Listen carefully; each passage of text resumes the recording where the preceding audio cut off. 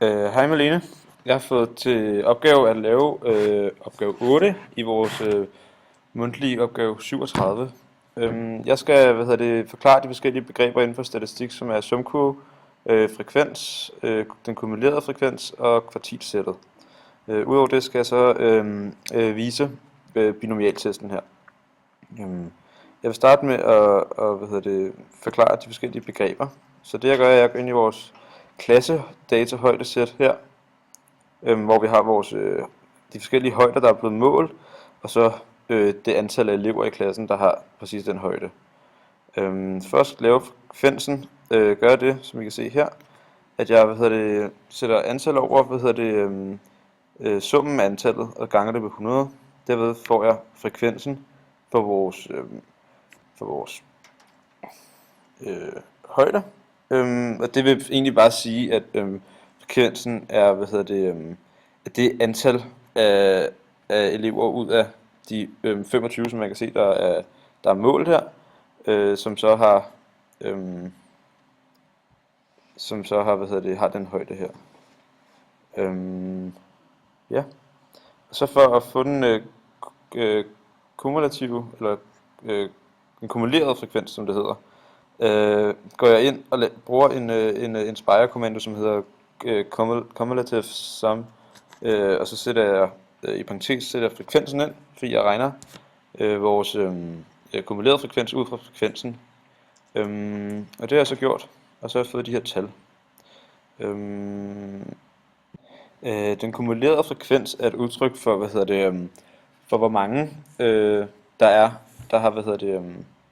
har målt det her op til et vist punkt. For eksempel her kan du se, at i den første datahøjde, vi har målt her, så er det 157, og der er 1, så derfor så er svaret 25 over 26, ikke? Det vil sige, at der er en person i klassen, der har den her højde. Og når vi så går opad, så ligger du ligesom hele tiden det foregående til. Så det vil sige, at her er den så fordoblet, når vi går ned til 60, og her igen, så bliver den så 2 mere plus de 2 forrige. Og sammen gør vi her, så bliver det de 4 her, plus den her, som bliver frekvensen, som vi kan se herude. Og igen, sådan fortsætter den bare op, indtil den har vores slutresultat heroppe. Som er den fulde sum, som er 100. Eller som er den fulde kumulerede frekvens, hvad man siger. Ja. Nu skal jeg så lave vores sumkurve, og det gør jeg ved at gå ind her og indsætte vores grafer. Så går jeg ind her og vælger et punktplot. Og i den øverste, der skal jeg have vores, i x-aksen, det er vores højder. Så der skriver jeg højder. Hvorfor kommer den ind skrevet der? Nå, det skal lige ændres. Det er højder heroppe. Og nedenunder her skal jeg have vores kumulerede frekvens, så det bliver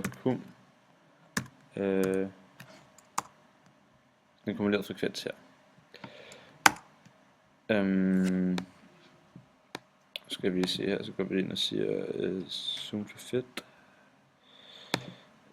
Ja, og her har vi jo så vores punkter, der ligger her. Nu skal jeg så have tegnet vores forskellige punkter sammen ved at lave en linje mellem dem, kan man sige. Og det jeg gør her, det er at jeg går ind i det jeg gør nu, det er at jeg går ind i linjer og punkter og linjer her, og så vælger jeg det, der hedder linjestykke.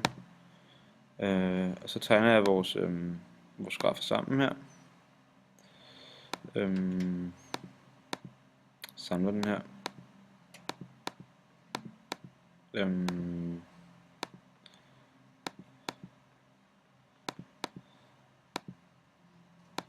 Ja. Ja, og jeg snyder som for bedste tv-kokstil og har gjort sumkurven færdig her. Det jeg så mangler nu, det er at jeg skal indtegne de punkter, som skærer, så vi kan finde vores kvartilsæt. Det vil sige de punkter, altså man kan sige, vi ved, at det øverste på vores sumkurve, det er 100, fordi det er det øverste, vores kumulerede frekvens går til. Så det jeg gør nu, det er, at jeg indsætter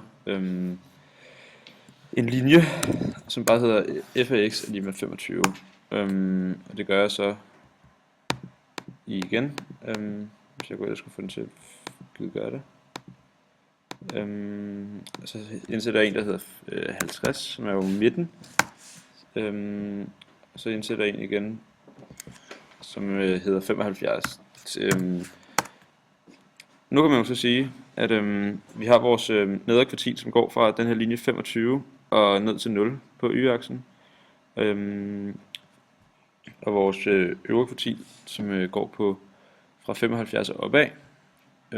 Det jeg gør nu, det er, at jeg går ind og finder, jeg skal bruge vores skæringspunkter for at få det lidt mere præcist, så jeg har noget data, jeg kan gå ud fra. Så det jeg gør nu, det er at gå ind igen i punkter og linjer, og så vælger jeg simpelthen bare skæringspunkter. Det gør jeg så først markerer den ene streg, og så den næste her. Det gør jeg så igen heroppe, for vores punkt her, kan I se. Og jeg gør det samme her. Nu har jeg så vores punkter. Og det jeg gør nu er så, at jeg går ind og aflæser. Det gør jeg så herned og gør.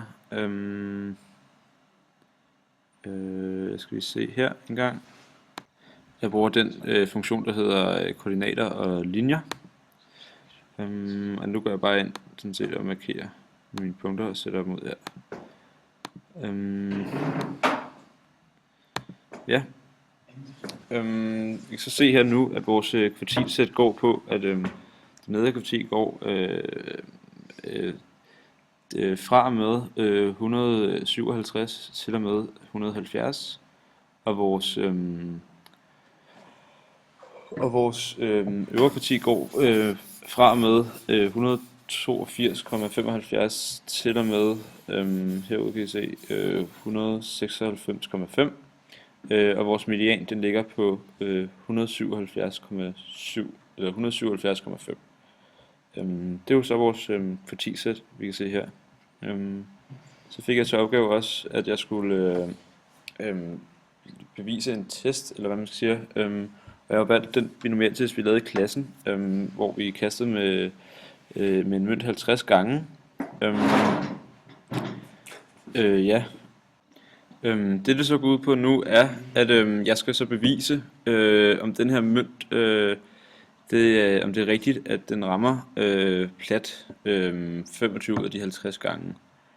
Fordi det burde den jo gøre, hvis man kigger helt logisk på det, fordi der er to muligheder, og det vil sige, at der er jo 50% chance for, at man rammer.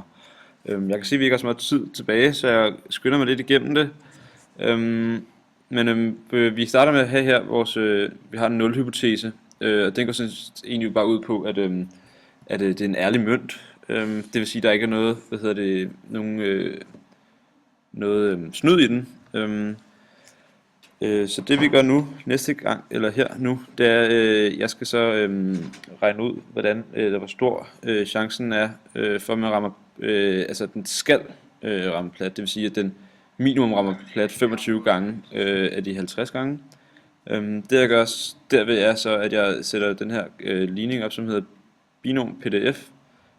Og så starter jeg her med 50, som er det antal gange vi slår, og så sætter jeg sandsynligheden ind, som er 0,5. Og så sætter jeg så vores 25 ind, som den skal. Altså den skal jo ligesom ramme 25 gange, så det tager vi så den her. Og det bliver så lige med 0,112275, som svarer til 11,2%. Det vil sige, at der er 11,2% chance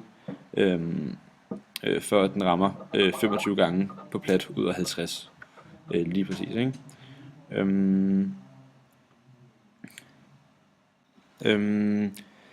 Det vil så sige, som jeg har skrevet her, at mønten